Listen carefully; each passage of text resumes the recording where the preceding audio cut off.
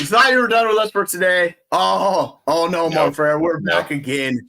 It's Charity Bowl season, and we're doing Rainbow Bowl. This is the first official Rainbow Bowl, and we were lucky enough both to get invites. I didn't realize this, but myself and Jeremy are in the same freaking division. So I said, I'm about to pick. Should I go live? He said, hold on. The Luke Skywalker, baby.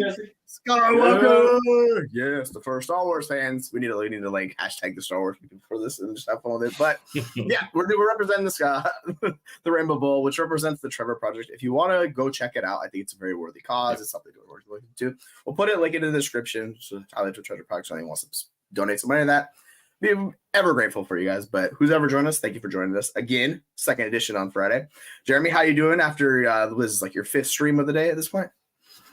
Yeah, had a good show with you guys talking about Scott Fishbowl, which kicks off on Monday. Had an amazing show with Tom Strachan of Fantasy Pros and Fantasy Sanctuary and all the good stuff that he's doing over there with Best Ball. So that'll drop soon. And now ready to get into it in the Rainbow Bowl. Let's go. It's like 1 a.m. in the morning here. Who cares? But we're all in, baby. Let's go. We're all in. Rainbow Bowl. I'm ready. All right, let's pull this up. So as you can tell, my ugly mug is on the clock right there. I am pick 7. This is a super flex, 4-point passing touchdowns, and 6-point rushing. It's pretty standard. I think the only bonus is really 0.5 tight end premium. So like outside of that, it's pretty standard. With it being redraft super flex, I look at it a little bit differently. But when I found out it was 4-point passing touchdowns, you will see if you look at the quarterbacks here, there is one quarterback that is projected to score more points than any of them. No, it's not CJ Stroud.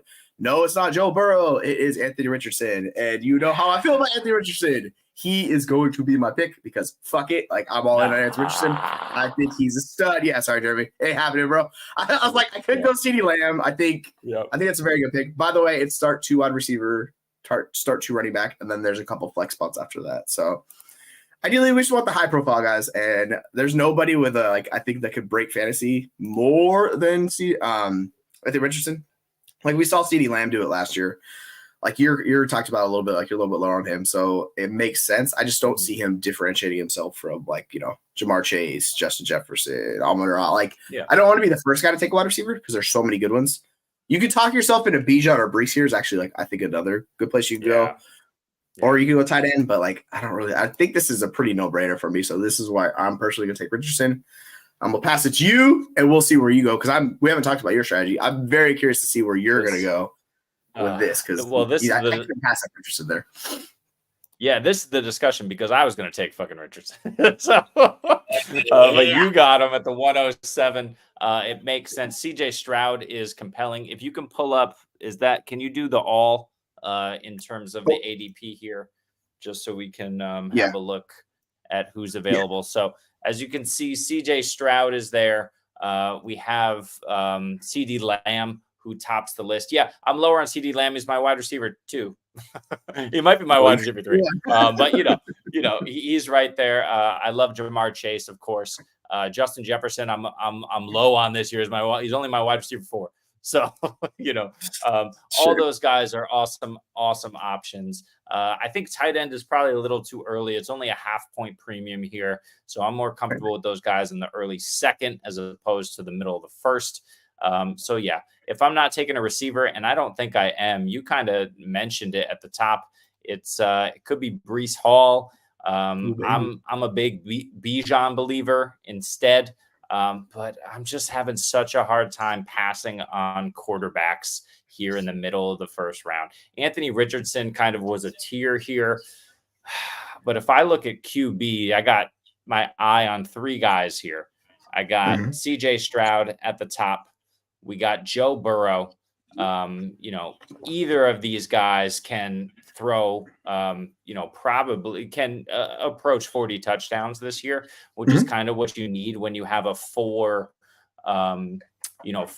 per passing touchdown guy. You want to hit those high volume touchdown throwers. And that's why the 3rd guy that I'm considering here is Kyler Murray, because he can get it done on the ground with his legs. The problem for me is that offense is just not good enough for me to justify Murray at this pick. I could see him at the 110. But when we're talking about the 108, That's tricky. I'm leaning CJ Stroud here because I just don't know what's going to be there when I come back around. If you were faced with this pick, and before you speak, I'm going to say I'm about 85% CJ Stroud here. But if you were leaning in this pick, what are you thinking here? So, you know me, I'm a little bit lower on these passing quarterbacks in this format. Like, I think Mahomes is the one true passing quarterback where you can get the like 25 punch per game type stuff. I have a hard time with Stroud and Burrow and these guys. Like, I think Kyler's in that range. I think you could honestly make the case for Jordan Love. Like, it's not going to shock me if Purdy gets close to these guys in scoring. That's kind of my whole issue is I don't see them separating themselves from the back. So I would personally go whichever position you want to go with. I would go wide receiver. I would go for your wide receiver one, or I would go from your RB1 if that's Breece Hall, whoever it is. And I would take the ceiling shot because that's what you're going to need to win this, right? Like all these guys have a super high floor, so I don't really think it really matters how you construct it. I just think if you think one of those guys is going to make it back to you in the second round, then I would be happily grabbing one of those guys in the second round because I get the feeling probably one of those guys falls in the second round is my guess, but I don't know. Yeah. Like it's just, are you okay with say like Kyler as your QB1 or go down a little bit further? You get guys that are a little bit lower. So you could go into like, you could end up with like Jordan Love, Kyler Murray, maybe Brock Purdy as QB1, but you're kind of pushing down ADP. So it's like, that's the difficult spot here. Yeah. And with running back, I'm not super sure that I want to go RB1 here early, but I do like the idea of hero RB, especially this year. I think zero RB is a little rough. You'll see a lot of people doing zero RB as well. Go get your hero at least, especially in these tournaments. But this is a tricky one for me. The one thing that I like in the first round is I like elite upside, but I like elite floor and elite ceiling. And for me, CMC and Tyreek Hill both offer that. That's a locked in guarantee when those guys are healthy. Bijan and Breece Hall likely offer that. CD and Jamar Chase likely offer that. But we saw what happened to those guys last season, all of them, right? With the exception of CD, when things kind of didn't go their way with injury or coaches or whatever the heck was going on there. I'm going to go ahead and pick a guy I believe in. It's not ideal. Richardson was ideal, but I'm taking CJ Stroud here. I just think with the addition of Diggs, listen, he has the elite floor that we're looking for. He's going to ascend in his second year. He's got Stephon Diggs. So they brought in an alpha to pair with another alpha to, pair with a third alpha who's going to be in the slot, who CJ Stroud thinks is one of the greatest of all time, and Tank Dell, right? Collins, Diggs, and Dell is one of the best wide receiver rooms in the game. And, they went out in the second round. They took a left tackle as well. Joe Mixon they brought in to have a better rushing attack. Bobby Slowick is back. I just think that CJ Stroud is really going to have a difficult time not improving on what he was able to do last season. Last season, he had 23 TDs, 4,100 yards. He played 15 games, and I'm just checking out his snap percentages here.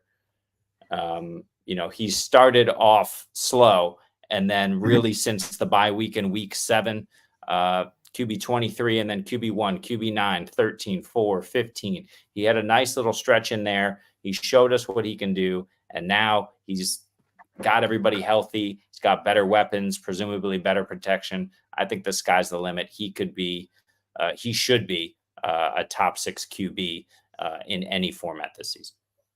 Yeah, I think if you're looking to chase a ceiling shot from passing quarterback, like I think you have a very good chance with them because of all the things you just listed, right? So it's all setting up for him. It's year 2. Like this is rookie year. I don't know. Yeah. Like we still need to see him take a little bit of a jump, but like he has everything there for him to do it. So like I think that it's just an extremely high floor play. Like you're not going to be disappointed taking CJ Stroud this range in your draft. Yeah. I think if you wanted to flip him and Dak, I would not really care. Like I think both of those guys have a really good shot this year. I am a little bit more worried about Burrow than those guys just because of how that offense is set up and what they're going to do. But like we've seen Burrow, he's kind of been up and down a little bit. I think he'll be a little bit lower than those guys. But like I think you're splitting hairs. It's just really what you're chasing and what you value. So if you value him there, 100%, I don't get. And like we see, like right after goes the two elite wide receivers. What's interesting is Justin Jefferson's still on the board, and I wouldn't be shocked to see Amon-Ra go above him, which is kind of crazy to talk about, but that's kind of where people are at with Justin Jefferson. So if y'all want to just let me take, let Justin Jefferson slide to the second round, I'm not going to I'll happily take him, but I don't think that's going to happen. It's going to be interesting to see how this draft shakes out. But yeah, it's fun. It's all strategy, right? You see how it goes. We'll be looking back in a few months and be like, man, that was stupid, or I feel like a genius one way or the other. There's no middle ground for this, right? Oh, absolutely. Now with me taking Stroud here, like I said, I'm happier with the floor than the ceiling, but I think the ceiling case is there. The question is, what am I doing next? If I look at, and this is before Jesse picks, so I can feel free to divulge all my thoughts, and Jesse, you might want to hold some back. That's totally fine. If we look at everyone who's available here, Jesse's, I'm the pick before Jesse, so Jahmyr Gibbs should be available to me. That's super interesting. But I could also double up on QB. I do not mind a Stroud Dak stack here. Get the two Texas quarterbacks.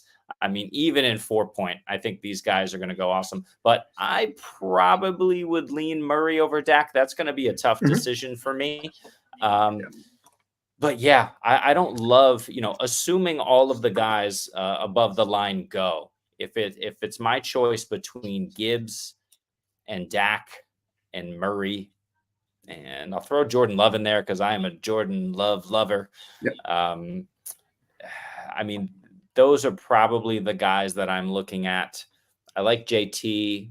Laporta is interesting to me. I think he's a lock for a top 4 at worst tight end finish this season. So again, elite floor with the potential for elite upside. I love that. And in the early rounds, I'm trying not to get it wrong, but I'm also trying to get it right. Gibbs is awesome, though. I mean, yeah, that's the thing.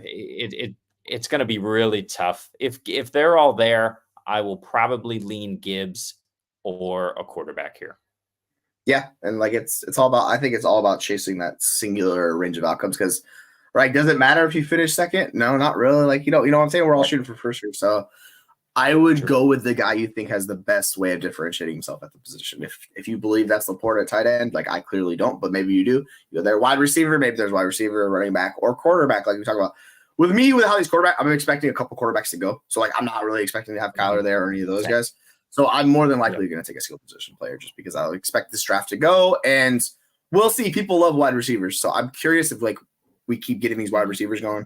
Like, I could see AJB going. I could see Puka going. I could see it where it's like Marvin Harrison Jr. is the first wide receiver available. And if that's the case, I'll probably go running back too. But, like, it's going to be interesting. So, I'm curious to see how this draft shakes out. But I'm excited. It's fun, man. This is what it's all about. Yeah, if Bijan is there, I'm going to smash him. I mean, like, there's no way I'm not taking Bijan there. But like you said, if Dak, all right, so let's assume Burrow goes for sure. Let's assume Dak goes. If Kyler goes, there's a chance that one of Brees or Bijan is there. And if they're there, awesome. I'm going to smash one of those guys for sure. I think I'm going to risk it for the RB biscuit there and bypass my QB2, unless it's just Love left, right? If Dak and Murray and Burrow go and it's just Love, that's going to be a tough call for me. Yeah, I think you're going to get one of those top running backs if it's Gibbs. I mean, I don't know if people put JT up there. I don't, but maybe they do. I think one of Bijan, Gibbs, or Brees is probably more than likely there. So if they've probably those top two wide receivers go. I expect someone to take Burrow. Someone probably takes Dak, give or take, depending on maybe they got Kyler above. And then you're looking at your quarterback or running back or wide receiver one. I think it's a good problem to have. And then in the third round, you'll probably get your choice tight end if you want to go that. So, like, that's how, with the tight end premium, get a little bit of a boost from that. Yeah, I definitely want one of these top guys. I know you're with me. I know you love McBride. I don't love him as much as you do. He's good for sure. He's a top 5 guy. No question about it. I love, let's see, 1, 2, 3, 4, 5, 6. I've heard the top 5. I've heard got to get the top 5 tight ends. I've heard got to get the top 6 tight ends. I got to get the top 7 tight ends. Evan Ingram is in that group for me. He's one of these 7s that I want to get for this season. I just think he's going to absolutely eat again. So is he a tier down from the other guys for me? Yes. But he's right at the top of that tier. And if I miss out on the top 6, I'm going to absolutely do whatever I can to get Evan Ingram. So I'd say by round 5, depending on how fast these tight ends go, I will more than likely have a tight end as well. Yeah, and if you end up with Dak, you could always get Ferguson as like the late round tight end target because we both know he's going to get targets, right? So you could go that route too. So a lot of fun strategy with these tight ends. Like I like a lot of these. I'd say the cutoff is really Kittle, where I know I'm going to get boom weeks from Kittle, but it's just going to be up and down. Like I could live with that. Like and then we get past him, and I'm like, maybe Njoku. I don't know, man. I don't really trust what's going on with Watson. So you get in this whole situation, right? We've gotten over this 1,000 times this offseason. It's like we're just rehashing the same things again with it. So it'll be interesting. Listen, yeah, but we'll see. Just curious. I think I go. Let's assume Burrow's gone for sure.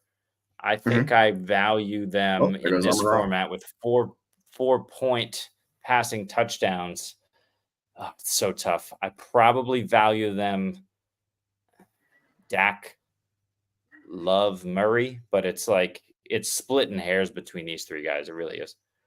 Yeah, in my redraft rankings, I have it Kyler, Dak, and then CJ Stroud, and then Love. But they're all freaking close. Like if I'm not really gonna say Kyler's a tier above. They're all in the same tier for me. So it's just I'm just chasing that rushing ceiling with him because he's coming off the ACL. That's the whole thing for me. Like I love rushing quarterbacks. But if you ended up with, you're not going to be sad to have Dak or any one of those guys in that range because it's a really good quarterback who can. We've seen it with Dak. He was basically the QB1 last year. The guy was freaking stud. Yeah. Second half, he had like 27 points per game, something ridiculous. Second half stretch, he was just on fire. Now, I don't think he's going to do that again for a full season, but like he'll give you 20 plus, and that's a nice place to be. I'm looking at my rankings right now. CJ Stroud 5, A-Rich 6, Kyler 7, Burrow 8, Love 9, Dak 10. So they're all right there.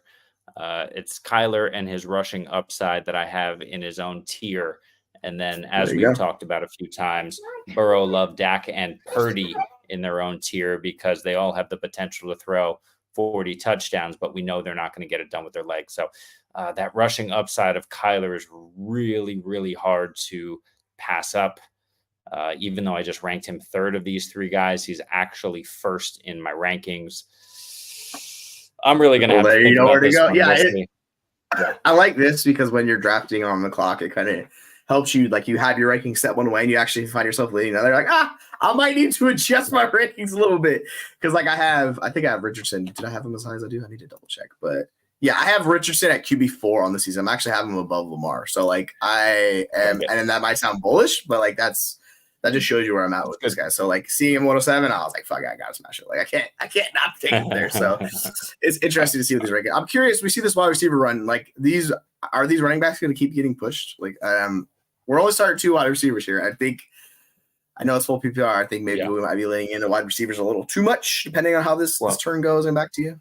Well, we'll see. Here's the thing that's crazy is that zero RB is the rage, right? I know we went 2 years ago. There were hardly any 0 RB teams, and it's because 3 years ago RBs went absolutely nuclear and won people leagues. Then 0 RB, the wide receivers were a value, and you could scoop up 3 top 10 guys in the first 3 rounds. But then 0 RB worked. So then the talk the next season was, well, hero RB, right? We still want to RB. We want to get RB. And that was the trend and the rage. And still, the people who went 0 RB last year ended up benefiting. Tom Strachan was on the show just earlier, and he was talking about the fact that in all of the major best ball tournaments, 0 RB was the winning strategy last year. I think with the exception of maybe 1. So super interesting that, now 0 RB is the mainstream. So people are pumping up these wide receivers. Don't do it, because when everyone's special, no one is, right? If everyone's saying that these wide receivers are special, then they're not, because they're not the value, and you're hunting for value. If these running backs get pushed down, I mean, Gibbs, I don't know, but if Brees or Bijan are there at the, 2 205. I mean, that's a smash for me. They should be going here. So we were actually talking about this last week, where it's the influence of best ball and underdog in these ADPs are starting to creep into home leagues, and like you'll see this like in these underdog tournaments and like these wide receivers are flying off the board. You have to take them. Yep. And think in this format, like we'll see how it shakes out. But like we could have some best ball guys in here. Then that's why all these wide receivers are getting zoomed up. So this is what I was kind of worried about with these drafts going into the season. I'm like, man, wide receivers are going to get steamed up. So if it's you want to still get the elite wide receivers, so you kind of have to find that breaking point. Sure. And like with your quarterback, you have to find out like if you want the Texans guys. I'm assuming you do, right? And when to take those guys. Yeah. But like it's interesting to see, and I think we'll see that in home leagues particularly, where these like running backs will keep falling further and further. Like you'll get like a Derrick Henry in round 4 of your home league, which he was round 1 like the last like 5 years. You know what I'm saying? So like it's interesting to see, and like and we talk about the underdog, like those ADPs are just cracked out with wide receivers. Like you got to get them because you're going to miss out. And if that creeps into a league like this, because we're still in July, so I think a lot of people have that best ball mindset with these wide receivers. So it wouldn't shock me to see people just hammer wide receiver in our league. So I'm curious how, like we talk about the Scott Fish Bowl and all the individual leagues with this Rainbow Bowl, same type of thing, right? Like I'm curious how ADP shakes out in each league, because you could have different managers with different mindsets. So our league might look completely different than another league, right? So that's always something to bring into it too, because it's just interesting like this to me. Like this stuff, I could just look at this stuff all day and talk about it forever. Well, let me ask you a question here. Let's assume Justin Jefferson doesn't go here. When does Justin Jefferson go? Because I'm guessing that these guys who have picked a wide receiver don't totally feel the need to get Jefferson, but a start with 2 top 5 wide receivers is pretty nice as well. So, I don't think he falls all the way to me at the 2-5, but I mean, Justin Jefferson falling into the second round is like ridiculous, no? Right. Yeah. This is the whole because people are worried about his quarterback. Even though, by the way, people forget he averaged over 20 points per game with backup quarterbacks last year. I don't know how many times we got to talk about this. Like the dude's just that. Like of those skill position players, I think they all take a bigger hit than Jefferson, because like with these, if it is Darnold, like they consolidate the targets around the best player. This is how this happens with backup quarterbacks. They're not that good, or rookies. So like I think Jefferson's going to get his targets. It might not be as efficient, but like he's the one guy I trust in that offense compared to the other ones. Like I think Addison's going to take a hit. Who knows when Hawkins will come back? Jones has never really been like a high volume guy, right? So like he's going to be getting some work, but it's interesting to see. So yeah, I mean, if Jefferson falls, I would be thrilled with that. But or AJ Brown, like JJ Brown's just chilling right there. I think he's super high floor, and then you got to get it's just all about team building. I think with these guys, Puka, I love Puka. I think it's back and forth between those two like all the time. Like I could go either way with those two guys. But if you're going to give me Jefferson, I'm like, dude, he's the best wide receiver in the NFL. Like, I think you just got to take him as how it is. So we'll see. We'll see. I don't know. You know who's good at football? Sam Darnold and JJ McCarthy. They're pretty good at football. They're good enough. They're at least, Brock Purdy. You know who's really good at football? Kevin O'Connell. You know who's not so good at football? The Minnesota defense. Like, Justin Jefferson is necessary, right? And whatever you think of his situation, Jordan Addison's in the best shape of his career. Like, no, Justin Jefferson's on another 3, 4, 5 levels above anyone else on that team, even a healthy TJ Hawkinson. He's going to command close to the number of targets that he always has. Will they be, targets of lesser value because, they won't be completely accurate all the time? Sure. Is he likely to be a little bit more covered than he was in the past because they don't seem like they have a super viable, threatening run game, and they have these younger quarterbacks? Sure. But yeah, we're talking about a guy who should see easily 160 targets, and you're going to slip him to the second round. I think that's a ridiculous value. Yeah, I think he's a very good player, and the situation is probably better than people expected it to be. Because what happens if either the backup quarterback Darnold or the rookie in the second half of the year, like he comes on strong, right? And I know we kind of discount these players in situations, but you kind of have to look at it both perspectives and both lenses, right? You have to look at the upside and the downside with these players. Like it's the reason why I love Devontae Adams. I think the floor is insanely high with these guys, and if they hit the ceiling, Justin Jefferson, like we've seen Justin Jefferson, he did it last year, like with a backup quarterback, over 20 points per game. Like that's. We just overthink these things too much, and sometimes we talk ourselves into bad takes or bad players, and we're like, you know what? I probably overthought that one. It happens to us all. Yeah. Even as fantasy analysts, we do this all the time. It is what it is. Yeah, I hear you. And when he came back, it took him one game to acclimate. Weeks 15 through 18, 10, 10, 10, and 14 targets.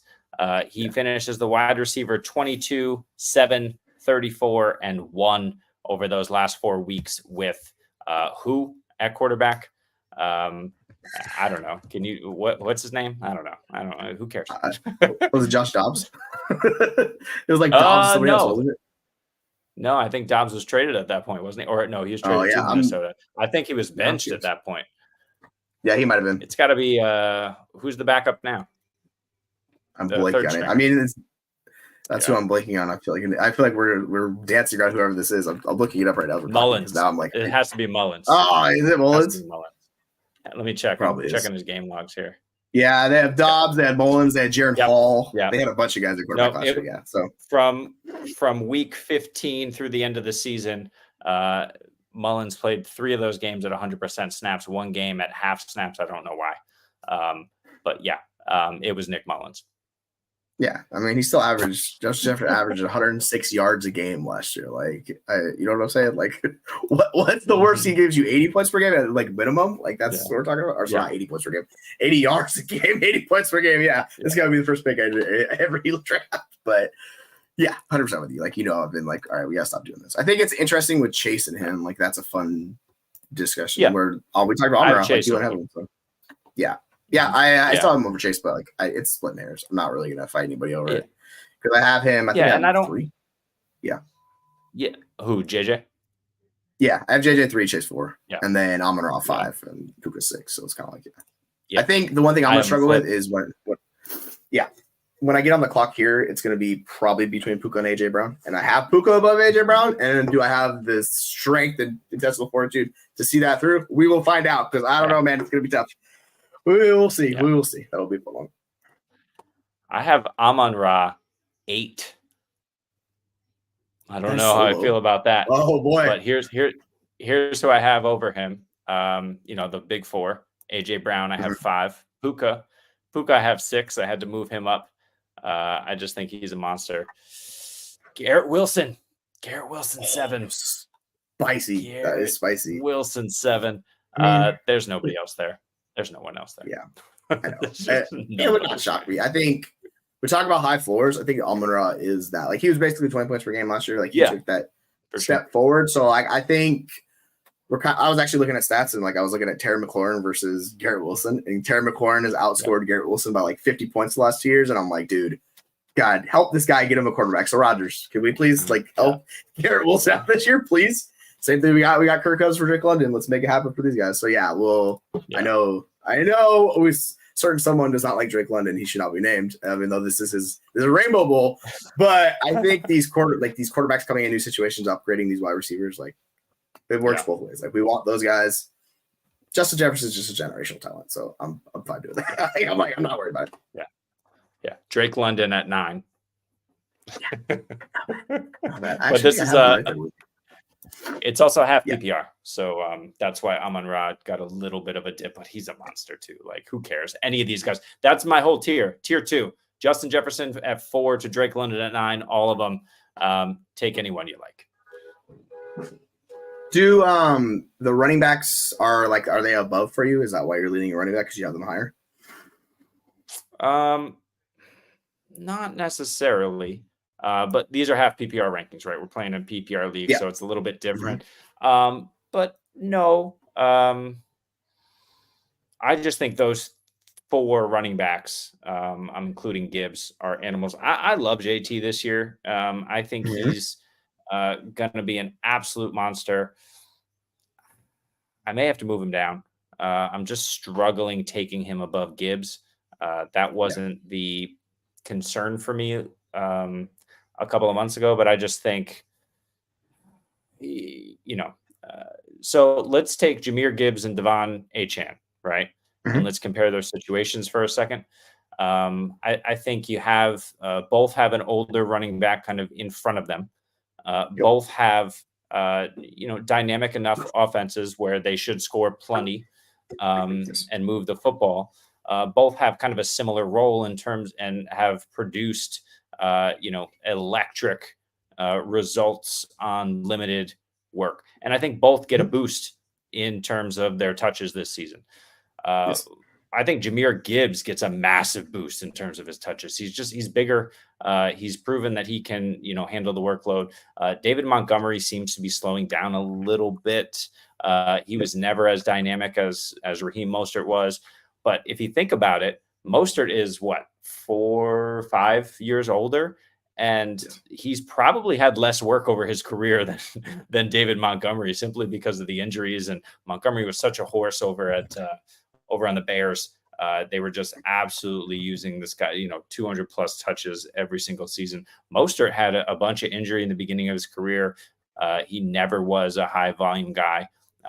And he wasn't exactly a super high volume guy last year. He just had 21 touchdowns, which was ridiculous. And I love Mostert. I just wrote him up in Fantasy Pros. I posted today that, he's going off the board as ECR. So he's not going off the board, but his ECR is RB28. Raheem Mostert finishes the RB2 last season. I think both of those guys could be RB1s. I don't think that's the case in Detroit. I think Jahmyr Gibbs is the clear winner there. Yeah, I think with my overlying issue with Mostert, and this is reflected in the market of what is this guy has a track record of serious injury concerns. Like, he's never been a volume guy. I think he was forced into that last year, so it all kind of worked out.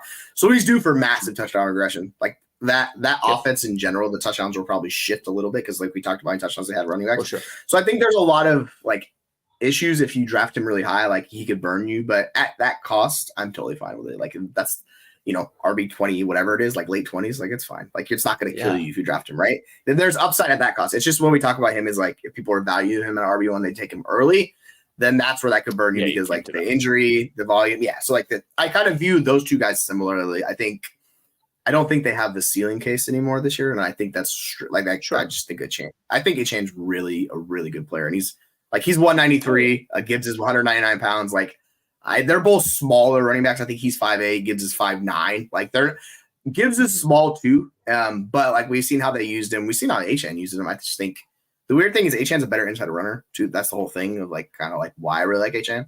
I just think Gibbs has the PPR upside that we're talking about, RB1 finish, where he gets more volume in the passing game. And I think that's the biggest thing for him. We'll see if that shakes out. It could. Dude was I think he was RB3 down the stretch. Like, he was right behind these guys. Like, Gibbs was a stud. He took over the backfield from the bye week on. He got 60, everything you wanted to. And we didn't fully see with Achane. So I get it. But we're drafting Achane a little bit later. So at that cost, I think there's singularly upside for Achane at that cost. Like, the guys are going around him. I don't see the upside with him. So once we get past JT, I actually have Achane right next to JT. So, it is what it is. But yeah, I think once you get past JT, it's like Saquon, Henry, I have them grouped together. And then it's Achane right below those guys. But it would not shock me to say Achane outscore all of those guys this year. Like, that's kind of, I think if you want to play the ceiling game, like, Achane's the true ceiling bet to make. And then you follow it up a few hours later, you get Mostert, and there you go. And you got that backfield. You're like, this is going to be glorious. Yeah. No, I hear that. I have Mostert as my RB16. I just think he holds on to a lot of those touchdowns. I have Achane as my RB13. I think he's going to be boom bust. I think he's going to get more work, but he's not Gibbs. Gibbs is my RB5. He's running behind the best offensive line in the game right now. Jared Goff is an elite distributor of the football. He's like Brock Purdy plus in an equally kind of efficient and good offense with all of these great weapons around him. And that offense is just going to move. Achane's going to do more, I think, himself than Gibbs, but not much more. And Gibbs doesn't have to. So, David Montgomery is still my running back 20. I mean, Monty had something like 13 touchdowns last year. So I think that regresses a bit. But, he's still a back end RB2 for me as well, because I think he's got one more year of, punching the ball in from short yardage and still maintaining a little bit of that efficiency, because he was crushing it at the beginning of the year anyway last year.